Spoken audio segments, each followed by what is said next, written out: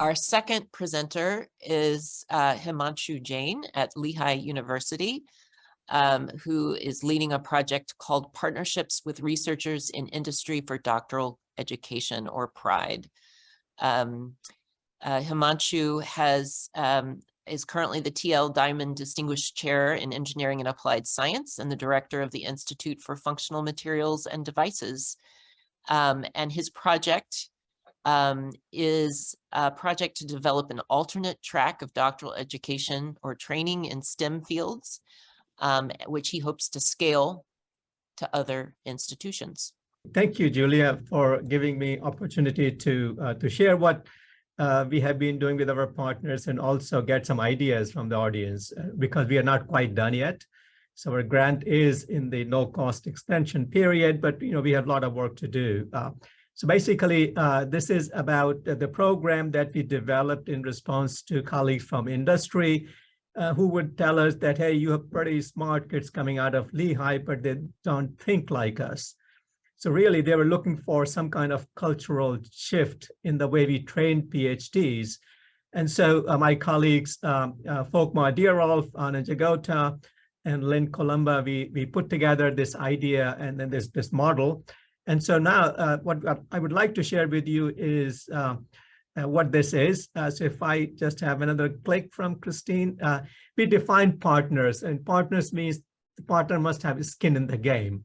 And so first we convinced our administration this is an important thing, and then we said, you want to be partner? They said yes, and that is how we approached them to put their skin in the game, right? So let's move on to see what it involved. So these are the four features of the P3 program, what we call Pasteur Partners PhD, named after Louis Pasteur, considered to be father of user-inspired research. So it has pre-programmed summer internship, advising of PhD students together with a colleague, a scientist from industry. And industry is defined broadly. It could be private company, corporation, but also national labs, defense organizations, and so on. The students will be offered modular professional development courses. They call them essential skills courses besides their own technical competence. And then something of the nature of like medical school residency, where the students will get practical sense of what it takes to be a professional. So these are the four things we want all the students to acquire under P3 program. We thought it's quite a challenge now, as you can imagine. Each of these could be one IGE program. But anyway, and besides all this, then there is assurance that the student will be funded for 4 years. A huge, huge challenge. So let's go to next slide. And so these are, we thought will be good to put together the components of implementation. What will it take to start a new kind of PhD? And so recruitment of students, of course, that's the first thing. If there are no student takers, then there will be no program. But then we also needed support from the university administration. The faculty needed to be engaged, and then the industry needed to be engaged. And then, of course, then we would have a way to deliver these features or essential skills to the students. So really, so I'm gonna just focus on the middle three because those are still a challenge. And so let's move on to a next slide. And so the support of university has been actually quite good. And now, practically speaking, this is a PhD program across 2 colleges of Lehigh, Engineering College and Arts and Science College. So clearly, this had to be at the provost's level, right? It's all right. So then immediately the question became more complicated because the way our finances are structured, the tuition dollars are shared among the deans and the provost. So more people are involved in helping us out. But I think all said and done, finally, we were able to convince the deans and then the provost to really put this together and establish this formal alternate track. We call it track, not a new degree, a track of PhD. And so that was done in 2020. And so what the university has done is now it has incentivized faculty by dedicating a significant fraction of their university fellowships. So that gives about a dozen or so fellowships every year to recruit high quality students. And they said, look, if you're going to establish P3 program, then there will be a fraction available to these P3 kind of students. The university also really helped greatly by bringing down the cost of supporting a student by almost 35–40%. I can go into the details how they did it. But essentially, we convinced them to follow NSF's Graduate Research Fellowship Program. So that's how the university finally got together, and it's I think it has attracted now some interest, significant interest from the faculty. So now let's look at the engagement of industry, which has been, of course, not trivial, because now we are asking both for at least the time, because as a scientist has to co-advise a student all through 4 years, we're talking about significant time commitment, one of their employees. We may also ask for funds, and so that immediately puts the stakes much higher and much more difficult to get those kind of commitments. But it's not always necessary, because there are programs like NSF GOLI program, which requires the funding comes from NSF, but the program is available with the understanding that now really an industry colleague will be directly involved in the training of the student. So it's still significant commitment from industry. And as I said, that we can continue with the NSF Graduate Research Fellowship model, which is what really brought the cost down by 35% or so for industry to support any such student. And a lot of details behind these things. And so all said and done, we do have examples of companies which are sponsoring these P3 fellowships, but it's still, it's quite a challenge to have an agreement on intellectual property. That often becomes a very sticky point whenever you want to work with industry. And so that's something we have to still deal with. I think by far, I would say the largest hurdle and challenge is to engage faculty. That's really quite something that is not anticipated at the outset. So let's look at, so what we did is, so we have this model, and we went out to our faculty in 2 colleges and invited them to see if they would like to train their own PhD students under this model. And so about a dozen or so faculty showed up out of, over a couple of hundred. And so really, they were kind of not sure what this whole thing is about. Unfortunately for us, soon after that, COVID hit us. So really that mode of even informing the faculty became difficult.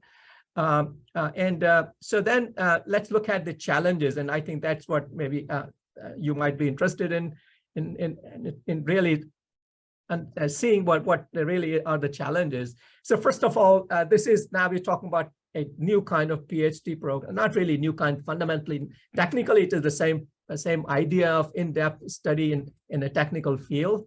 So really not that much new, but really there are these other things. And the question is how you're going to do this and what are the timelines and all that. So really it became a challenge. But I think that now we have found a way to get this. Second big challenge is how do faculty connect with industry? And that in itself is a national challenge.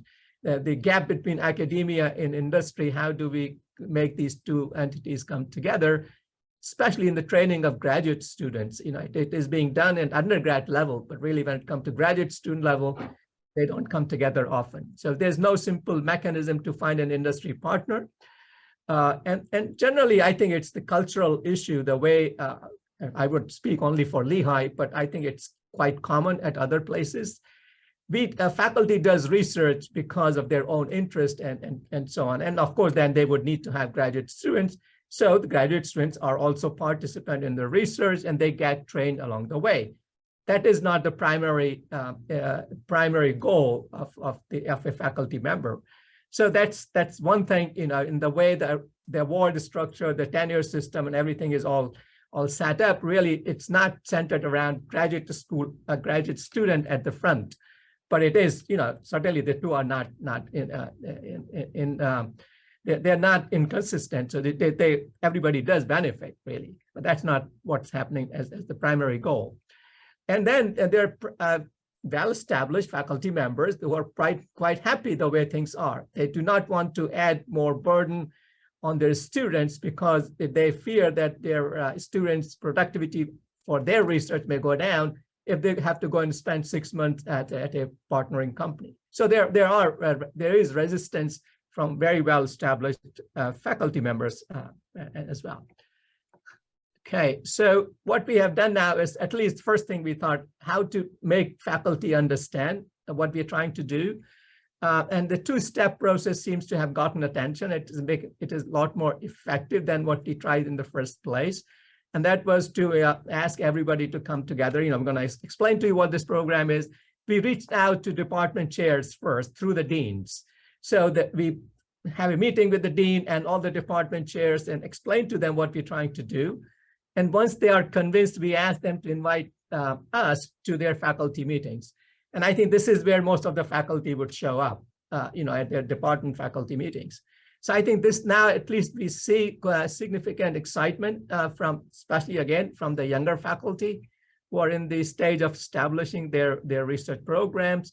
And so I think we are having some success now. Now let's see. And then the university hired a research engagement officer to enhance its research portfolio.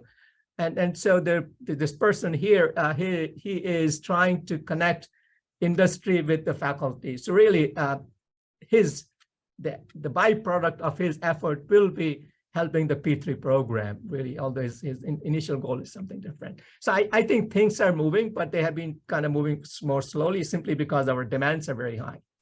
So let me just quickly summarize where do we stand now. And so I think very quickly for the recruitment of students this year, this past year, last fall, there was in the admission applications, the student could check if they were interested in P3 program. 900 applicants expressed interest. These are the applicants to the doctoral programs at Lehigh. And about 200 or so were given admission. 83 of them accepted to come to Lehigh, and I think they are at Lehigh now of those students, but only 4 or 5 could be admitted to the P3 program simply because their needs of the partnership with industry, and that's a big challenge. At the moment, we have a cohort of about 13 students, and 6 of them are from underrepresented groups or female. The delivery of P3 features, which is to provide these students these skills, I think that's working pretty well. Of course, now we have to collect the expertise from different colleges. So for example, from business college, we have project management courses. They focus on the kind of skills that industry was asking for. We have now faculty, about 8 faculty in 6 departments who are advising the students. But I think mostly it has been limited to the faculty who have had interactions with industry. So that's one of the challenges. The industry, there are a few companies and national labs. They are the partners of these students in these students' training. So I think it's moving along, and maybe I'm close to the end of my time. Oh yeah, so our next, where we are wanting to go, I think we held a workshop, an annual workshop, and of course EGS was quite actively involved in that. Finally, the recommendation of the workshop of industry leaders and academy leaders was to really take this model beyond Lehigh. And I think there has been interest about 9 or 10 other universities who have expressed interest in adapting this kind of idea, how we train PhDs in the STEM fields at least. So I think this is where we are now, and probably I'm quite a bit out of time, so I'm going to stop here and welcome any questions.